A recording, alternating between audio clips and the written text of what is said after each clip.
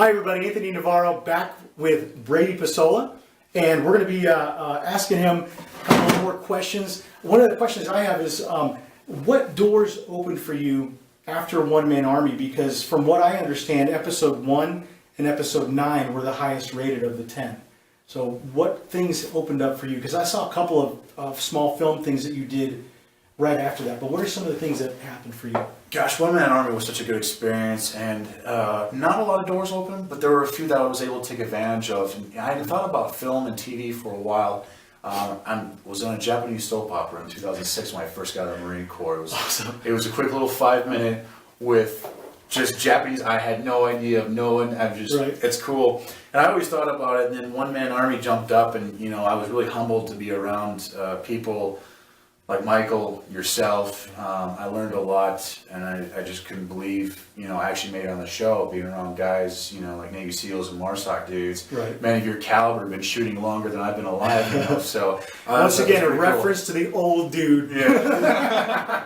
So, but the doors that open, I tried to take advantage of that as much as possible, and like anyone does, I saw TV, it's like, this is actually kind of cool. Both behind and in front, so behind, after I got out of One Man Army, I advised for, a student film here and there.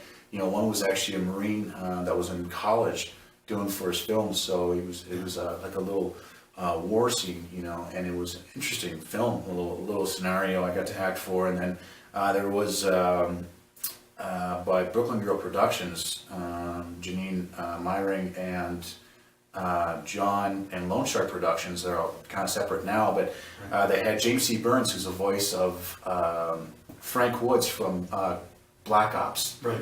And so I got to be an advisor because they were shooting like this little survival, like end of the world apocalypse film. Right. So that was really cool, being there and talking about, like different survival scenarios and stuff like that. That was really cool. Yeah.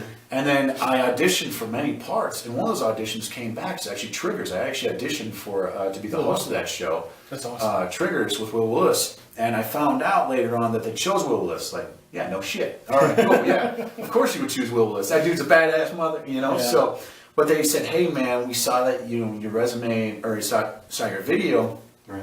And I just want to see if you want to come on and talk, be a guest expert. I'm like, yeah. And I work at Glock store in San Diego, and they said, do you know anything about Glocks? I'm like, hell yeah. I might know a couple things or two.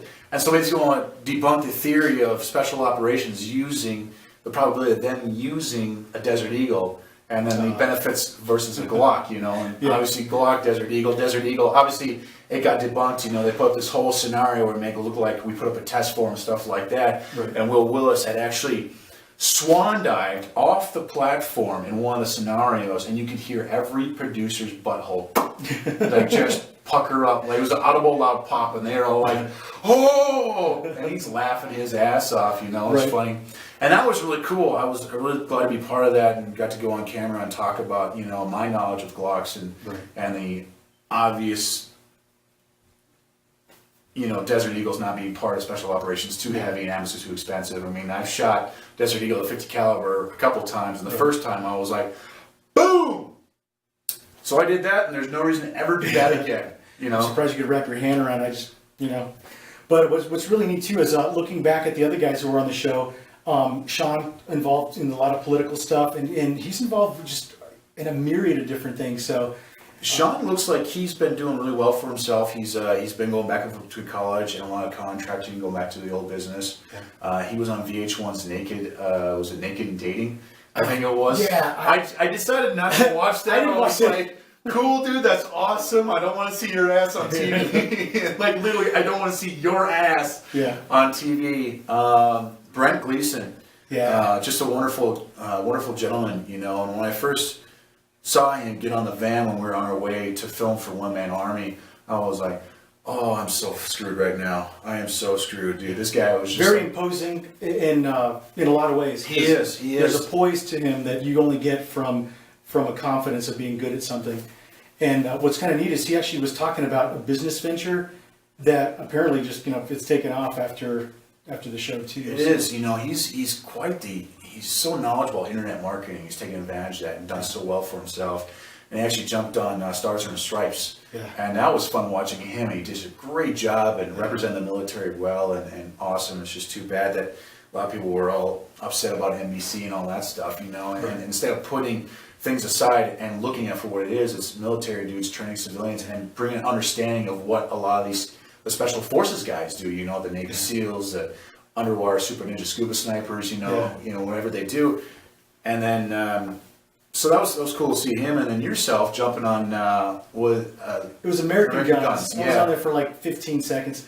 But going back to Brett, what was funny was I don't think I ever saw him not smile. He's You know? always smiling. It was fun to Tell me the secret. Tell me what you're smiling about. Yeah. And you know, looking at what he used to do, and he's so successful for himself now. And I gotta be honest, as a veteran, seeing other veterans like that be successful is when you get out before you go to the military. You ask everybody, "Hey man, what are you doing when you get out?" "Oh, I'm gonna go home, live in my parents' basement for a month." It's like, why would you do that? Why would you go back to the place where you left to go to the Marine Corps to begin with, the military to begin with? We all joined to do something different. We all wanted to leave what our situation was, because there was more out there than what we saw beyond, you know, the walls of, you know, our where we were at, you know. And, you know, let's be honest, a lot of guys in the military, there's very few options, and that seemed to be the best option. And I don't think many ever regret it, because I look back at the military now, and I got more education, more knowledge than I could have ever gotten in 4 years of college my first time out. And I wasn't mature enough to go to college. Yeah. Military was the way for me to go. My parents always thought I was going that route from the time I was like 7. I was always learning how to do like survival stuff for shooting. Or God, I had my first gun probably at 13, illegally, I'm sure. Yeah. You know, I just bought it off another kid.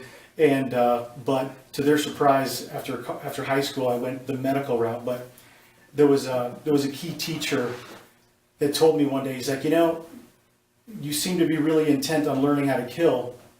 Maybe you should learn how to heal people first. And that somewhere along the line, I never forgot that. I went into the medical field, and I really liked it.